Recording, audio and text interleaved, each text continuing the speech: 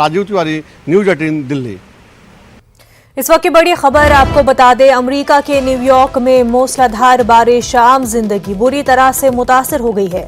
सैलाबी सूरत हाल के पेश नजर मेयर ने इमरजेंसी नाफिज की है। बारिश की वजह से न्यूयॉर्क में स्टेट इमरजेंसी नाफिज कर दी गई है। तो आपको बता दें, अमेरिका के न्यूयॉर्क में मूसलाधार बारिश हो रही है, जिसकी वजह से आम जिंदगी बुरी तरह मुतासर हो गई है। सैलाबी सूरत हाल के पेश नजर मेयर ने इमरजेंसी नाफिज कर दी है।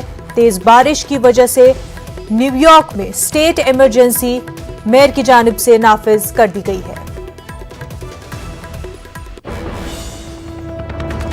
तो आपको बता दें कि मूसलाधार बारिश की वजह से न्यूयॉर्क में आम जिंदगी बुरी तरह मुतासर हो गई है। सैलाबी सूरत हाल की वजह से मेयर ने स्टेट इमरजेंसी न्यूयॉर्क में नाफिज कर दी है।